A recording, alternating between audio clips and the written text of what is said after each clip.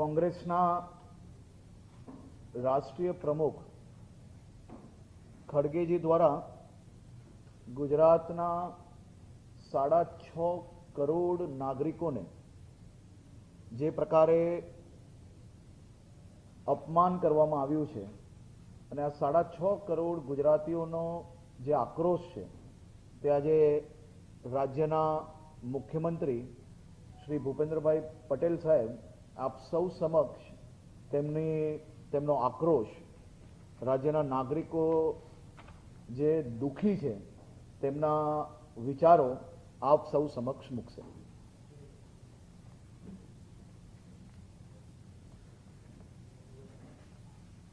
આજની આ પ્રેસ કોન્ફરન્સમાં આપણી સૌની સાથે મારા સાથી નાયબ મુખ્યમંત્રી શ્રી હર્ષભાઈ, પ્રેસ મીડિયાના મિત્રો સૌને મારા નમસ્કાર।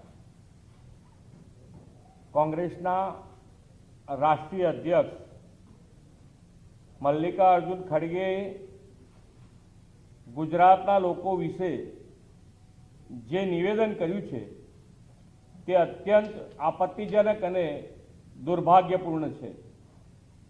તેમણે આ નિવેદન કરીને 6.5 કરોડ ગુજરાતીઓનું તો અપમાન કર્યું જ છે, સાથે સાથે પૂજ્ય મહાત્મા ગાંધીજી અને સરદાર સાહેબની પાવન ધરતીની ગરિમાને પણ ઠેસ પહોંચાડી છે। તેમનું આવું શરમજનક નિવેદન સ્પષ્ટ કરે છે કે વડાપ્રધાન શ્રી નરેન્દ્રભાઈ મોદીના નેતૃત્વમાં ભાજપની વિકાસની રાજનીતિને મળી રહેલો વ્યાપક જન સમર્થનથી કોંગ્રેસ પોતાની અસુરક્ષિત મહેસૂસ કરી રહી છે। ગુજરાત અને ગુજરાતીઓ વિરુદ્ધની કોંગ્રેસની આ માનસિકતા આજકાલની નથી પણ વર્ષોની છે। દેશની એકતા અને અખંડિતતાના શિલ્પી સરદાર સાહેબને ભારત રત્ન ન આપીને તેમની પણ કોંગ્રેસે ઉપેક્ષા કરી હતી। જ્યારે વડાપ્રધાન શ્રી મોદી સાહેબના નેતૃત્વમાં સરદાર સાહેબની વિશ્વની સૌથી ઊંચી પ્રતિમાનું નિર્માણ થઈ રહ્યું હતું, તેમાં પણ અડચણ ઊભી કરવાનો પ્રયાસ કર્યો હતો।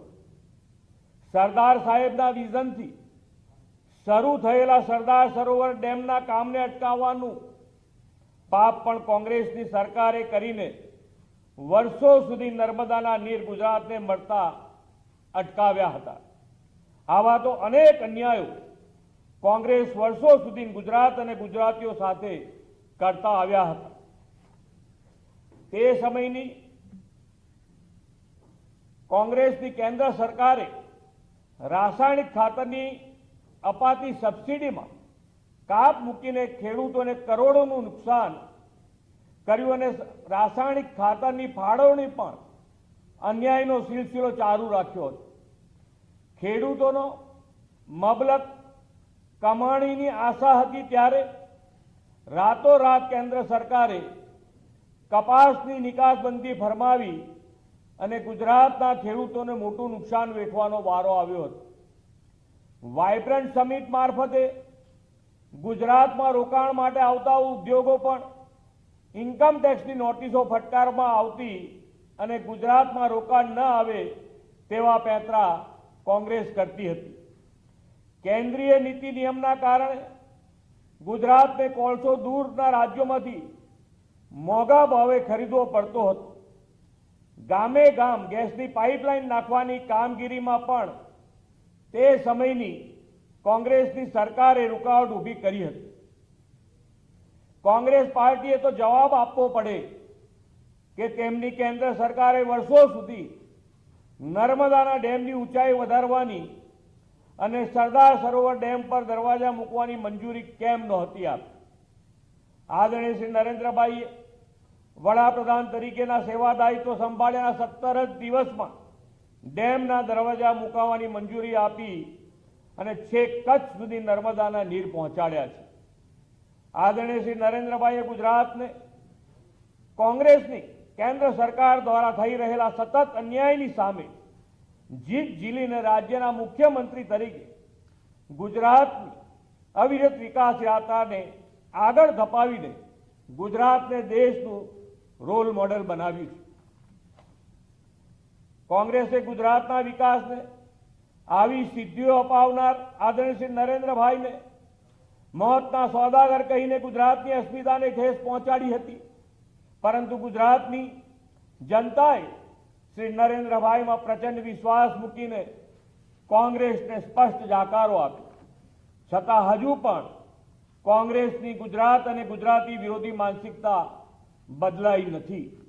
આદરણીય શ્રી મોદી સાહેબના વડાપ્રધાન બન્યા બાદ પણ કોંગ્રેસ પાર્ટીએ 50થી વધુ વખત અપશબ્દો કહ્યાના અનેક કિસ્સાઓથી આપ સૌ વાકેફ છો. શ્રી મોદી સાહેબે આટલું અપમાન સહન કરીને પણ વિકાસની રાજનીતિથી દેશને વિશ્વમાં પ્રતિષ્ઠાભર્યું સ્થાન અપાવ્યું છે. વડાપ્રધાન શ્રી તરીકે રાષ્ટ્ર પ્રથમ અને નાગરિક દેવો ભવના મંત્ર સાથે આગળ વધીને દેશને વિશ્વની ત્રીજી મોટી આર્થિક વ્યવસ્થા બનાવવા આગળ વધી રહ્યા છે. ગાંધીજી, સરદાર સાહેબ અને શ્રી મોદી સાહેબના નેતૃત્વમાં ગુજરાત હંમેશા રાષ્ટ્ર નિર્માણ માટે અગ્રેસર રહ્યું છે અને રહેવાનું છે. આજ ગુજરાતે કનૈયાલાલ મુનશી જેવા પ્રખર કાયદાવિદ, ઝવેરચંદ મેઘાણી અને નર્મદ જેવા સાહિત્યકારો, ડોક્ટર વિક્રમ સારાભાઈ જેવા મોટા ગજાના વૈજ્ઞાનિક, ત્રિભુવનદાસ અમીન જેવા સહકારી અગ્રણી, ડોક્ટર H.M. પટેલ જેવા અર્થશાસ્ત્રી અને પ્રથમ બિન કોંગ્રેસી વડાપ્રધાન શ્રી મોરારજીભાઈ દેસાઈ જેવા વિરલ વ્યક્તિઓ દેશને આપ્યા છે. આજ ગુજરાત દેશના જીડીપીમાં 8%થી વધુ યોગદાન આપે છે. ઔદ્યોગિક ઉત્પાદનમાં દેશમાં 17% હિસ્સો ગુજરાતનો છે. ગુજરાત એકલું જ દેશનું 40% કાર્ગો હેન્ડલ કરે છે. દેશના ફાર્મા માર્કેટમાં ગુજરાતનું યોગદાન 30% અને નિકાસમાં 19% છે. દેશની રિન્યુએબલ એનર્જીમાં ગુજરાતનો હિસ્સો 16.50% છે. ગુજરાત આજે ડાયમંડ, કેમિકલ, ટેક્સટાઇલ જેવા ક્ષેત્રોમાં લીડર સ્ટેટ છે.